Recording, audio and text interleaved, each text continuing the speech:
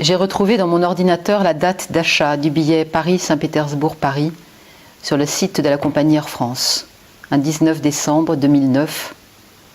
Ce n'était pas le premier acte de ce retour en Russie, c'était seulement le plus concret, à 5 mois du départ. 5 mois à l'avance? Ma sœur s'était moquée. De quoi avais-je peur au juste? De ne pas avoir de la place? Que l'avion parte sans moi? Je m'étais bien gardé de lui dire que j'avais peur, en effet, peur de revoir la Russie nouvelle, ainsi qu'il faut le lire et le dire désormais. Peur de ne pas y retrouver la nôtre, notre Russie de petite fille, une Russie de soupirs, de regrets, de splendeurs allusives, sauf à la cuisine et dans les armoires, une Russie d'Annette et de naphtaline, de colliers d'ambre et de tasses d'or, une Russie de vieux aussi, un club d'édentés, de crapules, de folles, tous uniques en leur genre, sentant soit l'urine, soit le Chanel numéro 5.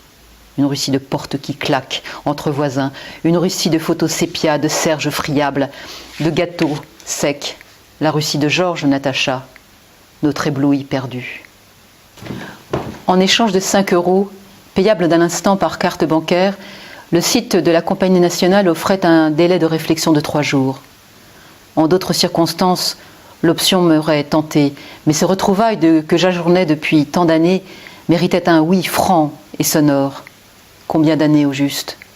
Assez pour oublier, gaspiller, se perdre et vouloir soudain retrouver la mémoire et son chemin par la même occasion.